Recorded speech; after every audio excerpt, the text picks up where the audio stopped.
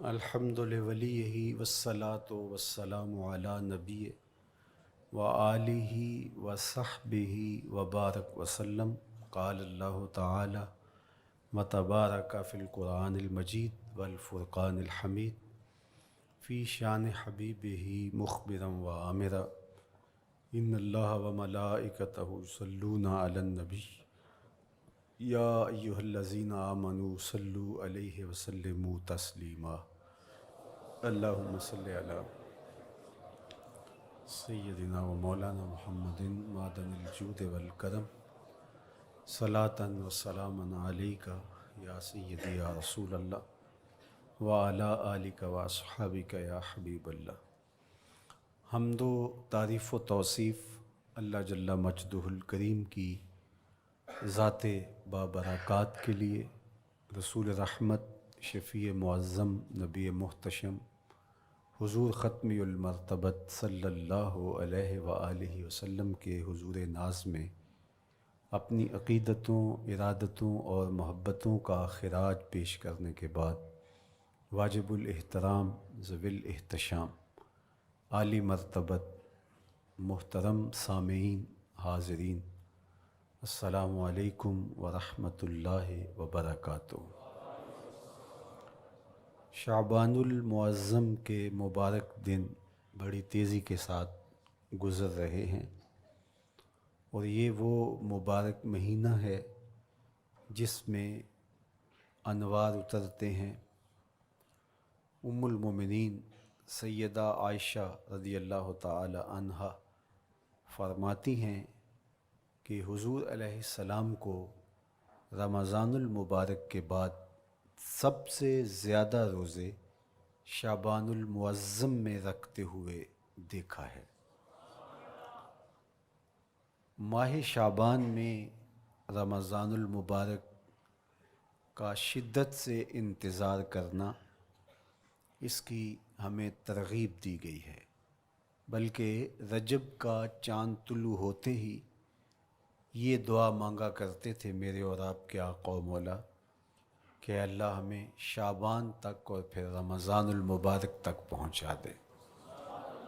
اس مہینے کا آنے والے موسم نور کا استقبال کرنا، اس کے شوق میں بے تابیوں کا اظہار کرنا، یہ اللہ جل شانہ کے ساتھ محبت کی علامت ہے۔ شعبان المعظم کے دن گن گن کے گزارے جائیں کہ اتنے دن رہ گئے ہیں رمضان المبارک میں، اب اتنے دن رہ گئے ہیں رمضان المبارک میں۔ انسانی ذہن میں یہ سوال پیدا ہو سکتا ہے کہ متعینہ وقت پر تو اس مہینے نے آنا ہی ہے، اور اگر زندگی موجود رہی تو اس کو پا ہی لیں گے، تو اس شدت سے انتظار کرنے کا کیا مطلب؟ تو اس کا جواب یہ ہے، بیرون ملک سے کسی کے بزرگ نے، والد نے یا کسی کے بیٹے نے آنا ہو تو وہ 2 ماہ قبل ہی آنکھیں فرش راہ کیے ہوتے ہیں اور گن گن کے دن گزار رہے ہوتے ہیں، اور جو ہی لمحے قریب آتے ہیں تو پھر گھڑیاں اور ساعتیں بھی گنی جاتی ہیں۔ بار بار گھڑی دیکھتے ہیں، ابھی تک پہنچے نہیں، جبکہ یہ طے ہے کہ 5:00 پہ فلائٹ اترے گی۔ تو بار بار گھڑی دیکھنے کا مطلب لاہور سے 2 گھنٹے یہاں گجرانوالہ میں پہنچتے ہوئے لگیں گے، لیکن ہر 10 منٹ کے بعد کہ ذرا پتہ کرو کہاں تک پہنچے ہیں۔ کیا مطلب اس کا؟ مطلب اس کا یہ ہے کہ جب سینے میں کسی کا انتظار رکھا ہوا ہو تو پھر بے تابیاں، بے چینیاں، اضطراب موجود ہوتا ہے۔ ہم دنیا کے لوگوں کے ساتھ جو ربط و رشتہ رکھتے ہیں اس کے مطابق ان کا انتظار ہوتا ہے۔ کچھ آنے والے ایسے بھی ہوتے ہیں جنہوں نے ہمیں بتایا ہوتا ہے کہ فلاں دن ہم پہنچیں گے، اور وہ دروازے پہ دستک دے رہے ہوتے ہیں اور ہم سو کے اٹھ رہے ہوتے ہیں، اور اچانک جب پتہ چلتا ہے کہ فلاں باہر دروازے پہ دستک دے رہے ہیں تو ہم استقبال تو کر رہے ہوتے ہیں، لیکن ہمارے ذہن میں یہ بھی ہوتا ہے وہ میں بھول گیا، تو اب تو یہ کام بھی میرے ذمے ہے، تو مجھے یاد آ گیا ہوتا۔ تو جن لوگوں کے لیے دل میں محبتوں کی جگہ ہو تو ان کے لیے پھر سارے کام مؤخر کر کے ان کے استقبال کیے جاتے ہیں۔ یہ مہینہ اللہ کی رحمتوں کا موسم بہار ہے، چھم چھم رحمتیں برستی ہیں، انوار اترتے ہیں، گناہگاروں کو آتش دوزخ سے نجات بخش دی جاتی ہے۔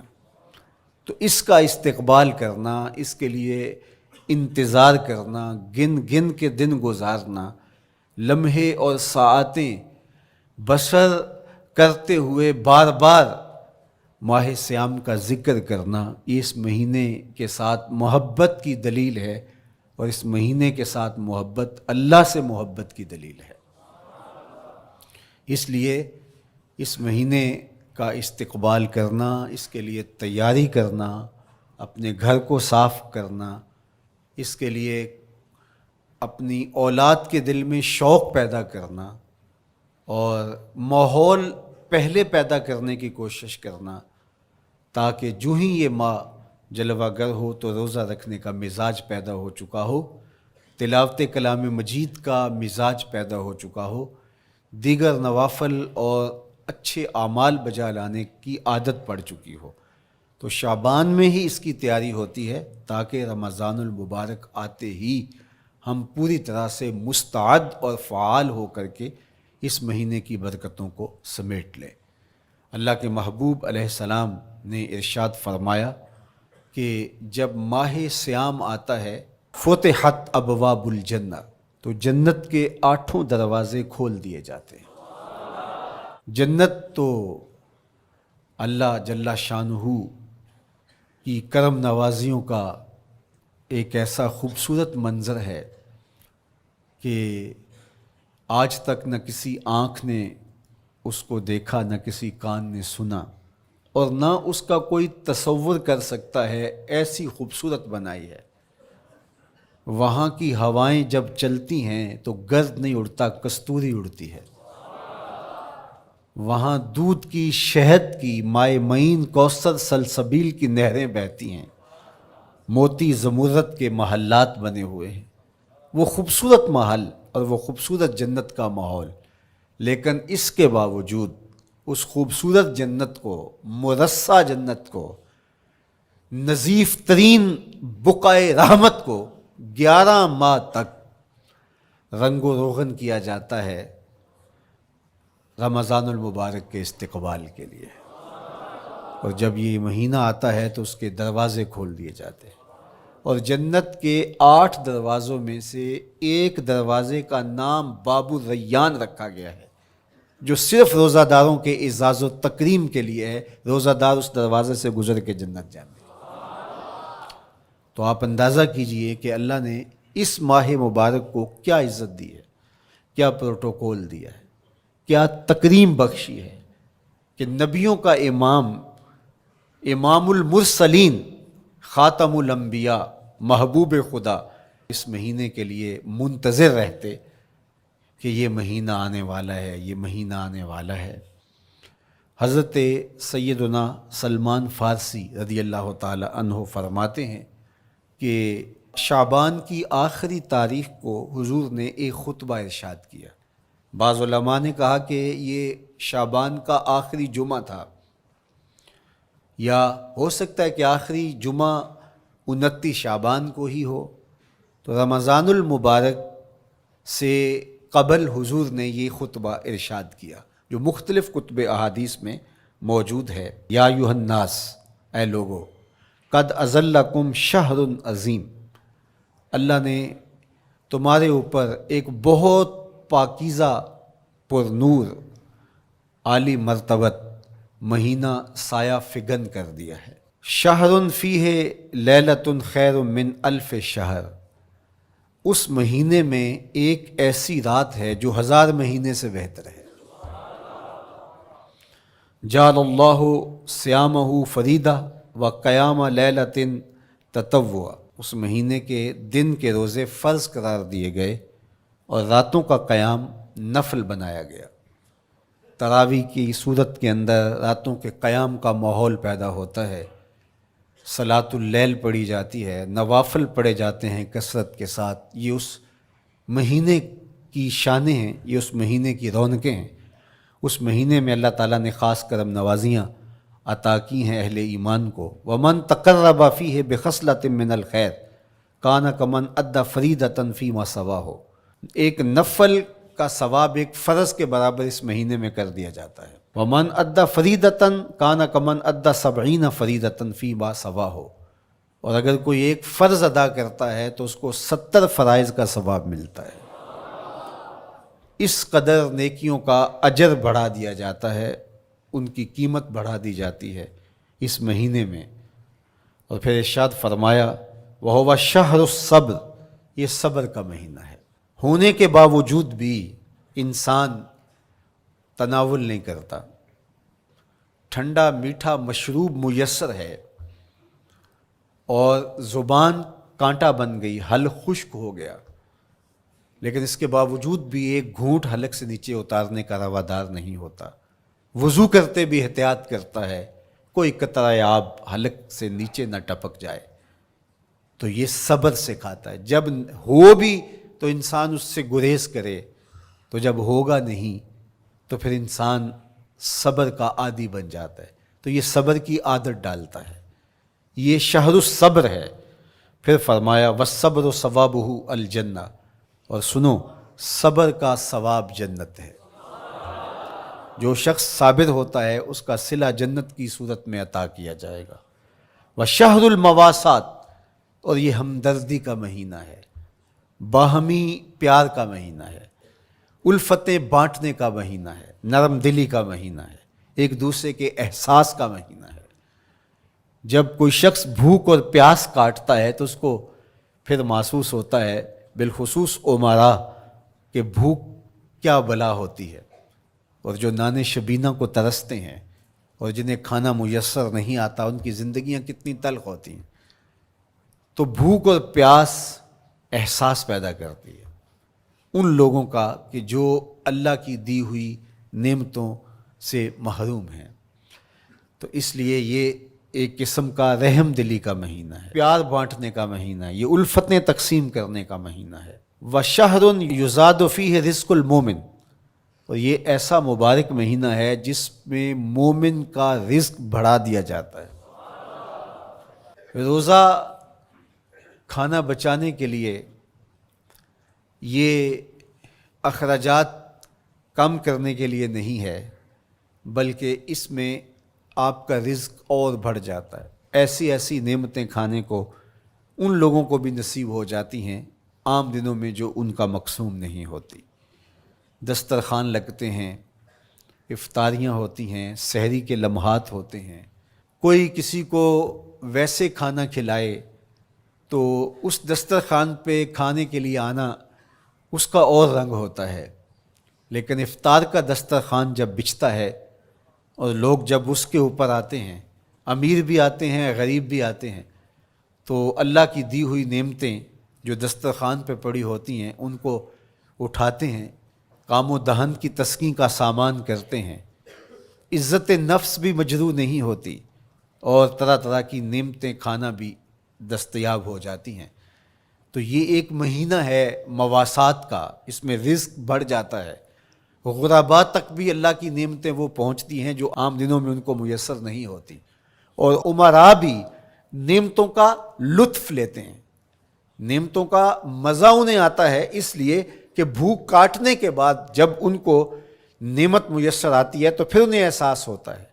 جو شخص ہر وقت سیراب رہتا ہے تو اس کو کیا پتہ کہ شدید بھوک کے بعد کھانے کا لطف کیا ہوتا ہے۔ سخت پیاس کے بعد میٹھا اور ٹھنڈا مشروب جب رگوں کو تر کرتے ہوئے معدے تک پہنچتا ہے تو اس کی طراوت، اس کی ٹھنڈک، اس کی لذت، اس کا کیف و سرور، اس کی عذوبت کس طرح راحت بخشتی ہے۔ اسی لیے میرے اور آپ کے آقا و مولا نے ایک دوسرے مقام پہ ارشاد فرمایا للصائم فرحتان، فرحۃ عند فطرہ و فرحۃ عند لقاء ربہ، روزے دار کے لیے دو خوشیاں ہیں، ایک خوشی اسے تب ملتی ہے جب وہ روزہ افطار کرتا ہے.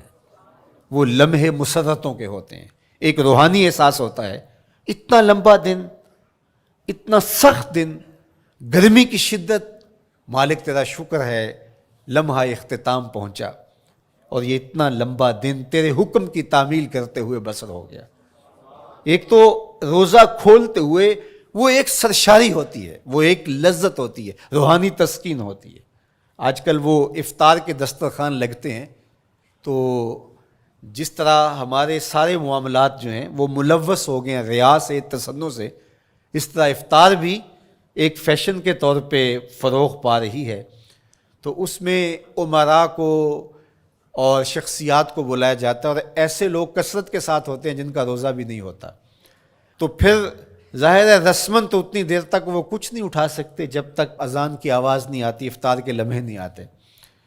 تو اس وقت جو روزہ دار ہوتا ہے، جب وہ مشروب لے رہا ہوتا ہے، جب وہ کوئی لقمہ اتار رہا ہوتا ہے، تو اس کی جو فرحت ہوتی ہے، اور جس نے روزہ نہیں رکھا اور وہ بھی افطار کے دسترخوان پہ بیٹھا ہے، تو کیا اس کو کوئی روحانی حظ، کوئی سرور، افطار کے لمحوں کا کوئی لطف مل سکتا ہے؟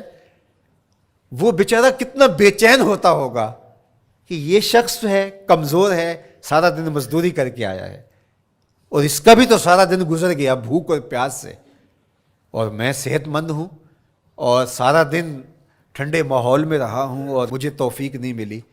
تو وہ گھونٹ کتنے مشکل اس کے لیے ہوتے ہوں گے.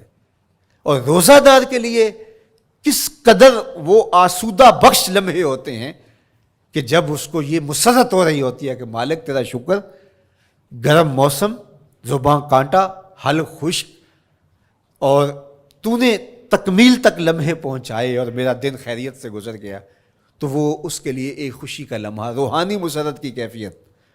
اور دوسری کہ جب وہ ٹھنڈا اور میٹھا مشروب، سارے دن کی سوکھی ہوئی زبان اور خشک حلق، اور انسان کی جو ہے وہ رگیں بھی، انتڑیاں بھی خشک ہو چکی ہوتی ہیں، تو ٹھنڈا اور میٹھا مشروب جب انسان کے معدے کی طرف بڑھ رہا ہوتا ہے، زبان بولے نہ بولے، ایک ایک رواں اللہ کی حمد بول رہا ہوتا ہے، اور تشکر انسان کے رگ و ریشہ سے ادا ہو رہا ہوتا ہے، اور اس کی کیفیت، اس کی سرشاریاں، اس کی لذتیں وہ دیکھنے کی ہوتی ہیں.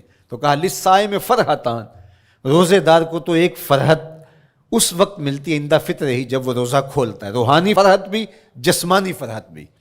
وَفَرْحَةٌ عِنْدَ لِقَاءِ رَبِّهِ، اور دوسری فرحت اور دوسری خوشی اسے تب ملے گی جب اس روزے کے صلے میں اللہ تعالیٰ اپنے رخ انور سے پردہ اٹھا دے گا اور روزہ دار کو اپنے دیدار کی دولت عطا کرے گا. تو وہ پھر منظر دیکھنے والا ہوگا، روزہ دار کی آنکھیں ٹھنڈی ہو جائیں گی.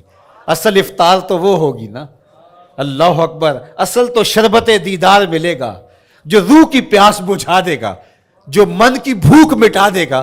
تو کہا للصائم فرحتان، فرحۃ عند فطرہ وفرحۃ عند لقاء ربہ. روزہ دار کے لیے دو خوشیاں ہیں، ایک خوشی وہ ہے جب اس کے جسم کی پیاس بجھتی ہے، اور ایک خوشی تب ملے گی جب روح کی بھوک مٹے گی، جب من کی پیاس بجھے گی، اور پھر وہ سرشاریوں کے عالم میں دیکھتا ہی چلا جائے گا، اور وہ سیراب ہی نہیں ہو پائے گا کہ میں ان دو آنکھوں سے دیکھ رہا ہوں، کاش کہ لوں لوں دے مڈ لک لک چشمہ، ایک کھولا تے ایک کجا ہوں.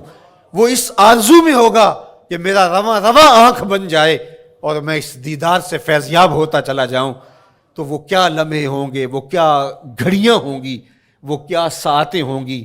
کوئی لفظ نہیں ہے جن لفظوں میں ان حقیقتوں کو بیان کیا جا سکے، اس لیے کہ وہ منظر ہی وراء الورا ہوگا. تو روزہ دار کو فرحت ملتی ہے جب وہ روزہ کھولتا ہے.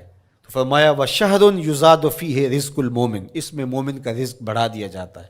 وَمَنْ فَطَّرَ فِيهِ صَائِمًا كَانَ مَغْفِرَةً لِذُنُوبِهِ، جس نے روزہ دار کا روزہ افطار کروایا. اللہ کے محبوب فرماتے ہیں کہ ایک تو خود روزہ رکھا، اور دوسری سعادت یہ ہے کہ ماہ سیام میں روزہ دار کا روزہ افطار کروایا. آپ شریعت بیضاء کو بنظر عمیق مطالعہ کر کے دیکھیں، ماہ سیام میں بہت زیادہ اس بات پہ زور دیا گیا ہے کہ روزہ افطار کرواؤ. اپنے گھر میں بیٹھ کر کے روزہ افطار کر لینا یہ بھی سعادت مندی ہے، روزہ نصیب ہو جائے. لیکن اس بات پہ بہت زور دیا گیا ہے ماہ سیام میں کہ ایک ماحول پیدا ہو، لوگوں کو افطار کروائیں تاکہ تمام لوگوں تک اللہ تعالیٰ کی نعمتیں پہنچیں اور لوگوں تک جو ہے وہ رمضان المبارک کی برکتیں پہنچیں. تو ارشاد فرمایا ومن فطر فیہ صائما، جس نے روزے دار کا روزہ افطار کروایا، کانا مغفرۃ لذنوبہ، تو وہ افطار کروانے والوں کے گناہوں کی بخشش کا ذریعہ بن جائے گا. یہ افطاری گناہوں کی مغفرت کا سبب بن جائے گی. وَعِتْقَ رَقْبَتِهِ مِنَ النَّارِ، اور آتش دوزخ سے گردن کی آزادی کا مجدہ جاں فضا بن جائے گا. یہ امر کہ اس نے کسی کا روزہ افطار کروایا. وَقَانَ لَهُ مِثْلُ أَجْرِهِ مِنْ غَيْرِ أَنْ يَنْقُصَ مِنْ أَجْرِهِ شَيْءٌ، اور روزہ افطار کروانے والے کو روزہ رکھنے والے جتنا اجر ہی دیا جائے گا، لیکن روزہ رکھنے والے کے اجر میں بھی کوئی کمی نہیں واقع ہوگی. جتنا اس نے سارے دن کی بھوک اور پیاس کاٹ کر کے تکلیف اٹھا کر کے روزہ رکھا، جس نے شام کو اس کو افطار کر دیا اتنا ہی ثواب اس کو عطا کر دیا جائے گا، اس کا اجر کم کیے بغیر. اللہ اکبر! یہ امت کے لیے اللہ نے کیا پیکج دیا ہے، کیا کرم نوازیاں ہیں اس امت کے لیے. آقا کریم نے ارشاد فرمایا ایک شخص صبح سے لے کے ظہر تک مزدوری کرتا ہے، اس کو ایک قیراط دیا جاتا ہے، اور ایک شخص ظہر سے لے کر عصر تک مزدوری کرتا ہے، اس کو بھی ایک قیراط دیا جاتا ہے، اور ایک عصر سے لے کر مغرب تک مزدوری کرتا ہے، اس کو 2 قیراط دیے جاتے ہیں. فرمایا پہلی مثال یہود کی ہے، دوسری مثال نصارہ کی ہے، اور تیسری مثال میری امت کی ہے. یہودیوں نے اور عیسائیوں نے اس پہ اعتراض کیا کہ ہمارا اجر کیوں تھوڑا ہے، تو میرے اور آپ کے آقا و مولا نے فرمایا تمہارا تھوڑا نہیں، ہمارا زیادہ ہے. آج کل اگر 1000 روپیہ مزدوری چلتی ہو مزدور کی، تو کوئی شخص صبح سے شام تک ایک شخص سے مزدوری کروائے اور 1000 روپیہ دے دے، اور دوپہر کو اڈے سے جا کے ایک مزدور اور لے آئے، شام کو اس کو بھی 1000 روپیہ دے آئے، اور ایک شخص کو عصر کے وقت لائے اس کو 2000 روپیہ دے دے، تو 1000 والا کہے کہ میرے سے زیادتی ہوئی ہے، تو اس سے زیادتی تو نہیں ہوئی، اسے تو پوری مزدوری دی گئی ہے. اب اس پہ مہربانی ہوئی ہے، اس پہ رحمت ہوئی ہے.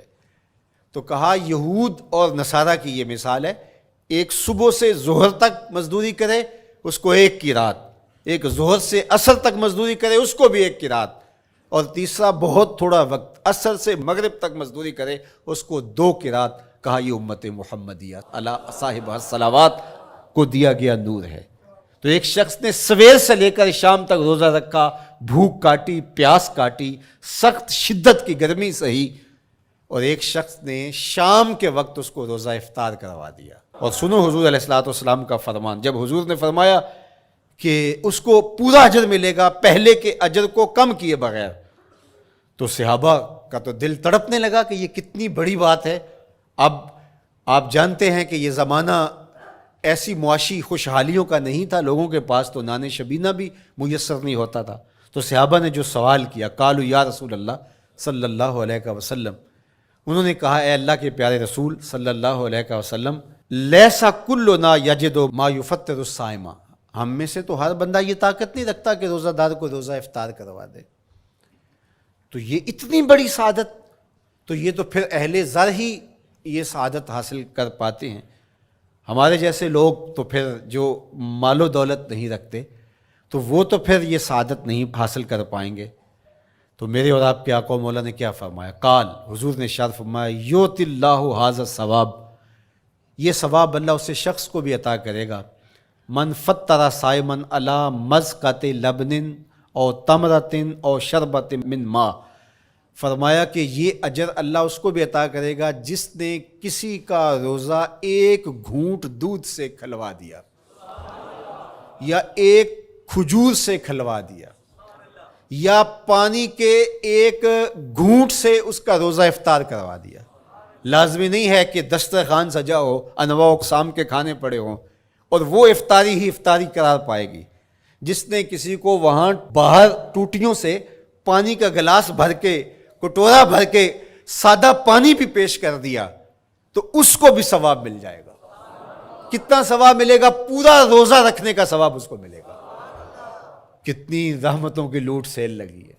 کوئی ایسے بھی بانٹتا ہے، کوئی ایسے بھی کرم نوازیاں ہوتی ہیں، لیکن میرے رب کے خزانے کتنے کھلے ہیں۔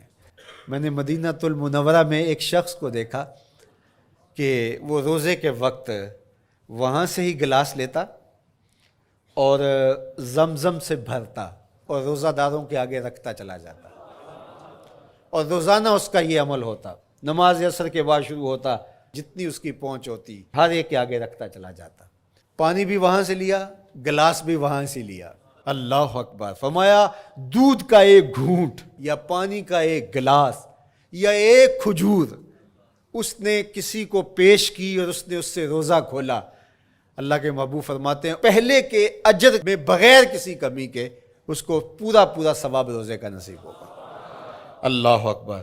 اب سنو، پھر حضور نے ارشاد فرمایا ومن اشبع صائما، اور جس نے صحیح اہتمام کے ساتھ روزے دار کو اچھا کھانا کھلایا، اچھی پرتکلف افطاری دی، سقاہ اللہ من الحوض شربتا لا یظمأ حتی یدخل الجنہ، اس کو حوض کوثر سے ایسا جام ملے گا کہ اس کو کبھی پیاس نہیں ملے گی یہاں تک کہ جنت میں چلا جائے گا۔ اللہ اکبر! اس کو کوثر کے جام نصیب ہوں گے حشر کی گرمی میں۔ اور آپ کو معلوم ہے، علماء سے آپ نے بارہا سنا ہوگا کہ جام کوثر جس نے ایک بار پی لیا پھر 50,000 سال کے دن میں اس کو دوبارہ پیاس نہیں لگے گی۔ یہ جام کوثر کی خصوصیت ہے۔ فرمایا وَهُوَ شَهْرٌ أَوَّلُهُ رَحْمَةٌ، یہ وہ مہینہ ہے جس کے پہلے 10 دن رحمت ہیں اور اس کا درمیانی عشرہ مغفرت ہے، وَآخِرُهُ عِتْقٌ مِّنَ النَّارِ، اور اس کا آخری عشرہ جو ہے وہ آتش دوزخ سے نجات کا ضامن ہے۔ فَاسْتَكْثِرُوا فِيهِ مِنْ 4 خِصَالٍ، کہا کہ 4 کام اس مہینے میں کثرت کے ساتھ کرو۔ خصلتان ترضون بہما ربکم، 2 کام تو وہ ہے جس سے تم اپنے رب کو راضی کرو گے۔ وخصلتان لا غنا بکم عنہما، اور 2 کام ایسے ہیں کہ ان سے بے نیاز نہیں ہو سکتے تو وہ تمہیں کرنے پڑیں گے۔ اما الخصلتان اللتان ترضون بہما ربکم، وہ 2 خصلتیں، 2 کام جن کے ذریعے سے تم اپنے رب کو راضی کر سکو۔ فشہادت اللہ الہ الا اللہ، وہ گواہی دینا ہے لا الہ الا اللہ، وتستغفرونہ، اور تم کثرت سے استغفار کرو، اللہ سے بخشش مانگو۔ یہ 2 کام تم نے کرنے ہیں۔ وَأَمَّا الْخَصْلَتَانِ اللَّتَانِ لَا غِنَىٰ بِكُمْ عَنْهُمَا، اور وہ چیزیں جن کے بغیر تمہیں چارہ نہیں ہے۔ فَتَسْأَلُونَ الْجَنَّةَ وَتَعُوذُونَ مِنَ النَّارِ، اللہ سے جنت طلب کرو اور دوزخ سے پناہ مانگو۔ تو یہ 2 کام جو تمہاری ضرورت ہے تم اس مہینے میں کثرت کے ساتھ کرو۔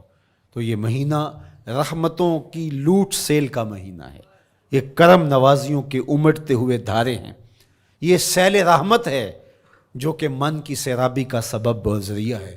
خوش نصیب ہیں جو ماہ صیام کو خوبصورتی کے ساتھ بسر کرتے ہیں، اس کے آنے سے پہلے استقبال کرتے ہیں، گھروں میں صفائی کریں، اہتمام کریں، مساجد میں اہتمام کریں، تاکہ بچوں میں یہ شوق پیدا ہو کہ ماہ صیام آ رہا ہے۔ جب ہم بچے تھے تو ہمارے والدین رمضان المبارک سے قبل ہی رمضان المبارک کی تیاریاں شروع کر دیا کرتے تھے۔ اس وقت گھر میں شربت تیار ہوا کرتے تھے گڑ کے، اور وہ پہلے ہی مائیں گھر میں تیاری کرنا شروع کر دیا کرتی تھی۔ ایک شوق پیدا کرنا مقصود ہوتا ہے۔ تو کچھ چیزیں ایسی ہیں کہ آرڈر لکھیں اور 1 سیکنڈ میں گھر پہنچ جائے، لیکن کچھ چیزیں یہ جو ہے وہ تیار کرنی چاہیے، شوق پیدا ہو۔ گھروں کے اندر ماؤں کو چاہیے کہ افطاری کو اہتمام کے ساتھ تیار کریں تاکہ بچوں کو شوق پیدا ہو، اور یہ ایک ماحول پیدا ہو، قرآن مجید کی تلاوت کا ماحول پیدا ہو، جاگنے سونے کے جو ہے وہ شیڈول مرتب کیے جائیں، مساجد کی آبادی کا سامان کیا جائے۔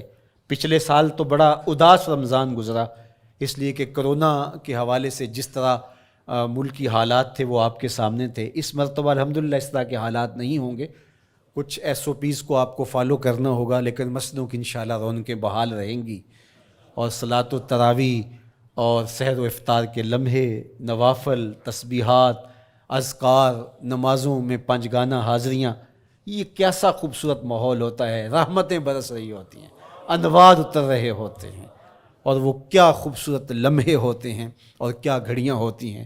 انشاءاللہ امسال مرکز مصطفیٰ کے اندر صلاۃ التراویح کے لیے خاص طور پہ ہم اہتمام کر رہے ہیں۔ میری آرزو تھی کہ جب مرکز کی تکمیل ہو تو پھر رمضان المبارک کا اہتمام کے ساتھ جو ہے وہ ہم انتظام و انصرام کیا کریں گے، چونکہ اس سے قبل بہت سارے تعمیراتی کاموں کی وجہ سے ہم الجھے رہتے تھے، لیکن اللہ کے فضل سے اب مرحلہ اول کی تکمیل ہو گئی اور مرحلہ ثانی کی طرف ہم بڑھنے والے ہیں۔ تو اس رمضان المبارک کے اندر ہمارے لیے بیٹھنے کی جگہ، خواتین کے لیے انتظام، افطار کے لیے، سحر کے لیے، دوستوں کے لیے انشاءاللہ خوبصورت اہتمام ہوگا۔ بہت اچھے قاری قرآن جو ہے وہ صلاۃ التراویح پڑھائیں گے، تو وہ میٹھے اور دل آویز لہجے اور مرکز کا ماحول انشاءاللہ ذکر و فکر کے حلقے بھی ہوں گے، دروس قرآن کے حلقے بھی ہوں گے، تو ایک ماحول انشاءاللہ پیدا ہو، اور انشاءاللہ میں بھی آپ کے ساتھ ماہ صیام میں موجود رہوں گا، افطار کے لمحوں میں بھی، سحر کے لمحوں میں بھی، تراویح میں بھی، نمازوں میں بھی انشاءاللہ، اور پھر جب ہم ہوں گے تو ماہ صیام ہوگا، رحمت کی گھڑیاں ہوں گی، اترتے ہوئے انوار ہوں گے، محبتوں کا ہجوم ہوگا، افطار کے میلے ہوں گے، سحری کے خوشگوار لمحے ہوں گے، قرآن کی دل نواز صدائیں ہوں گی، اور مرکز مصطفیٰ کا نورانی پرکیف سرمدی ماحول ہوگا، اور ہم اپنے رب سے اس کی رحمتیں طلب کریں۔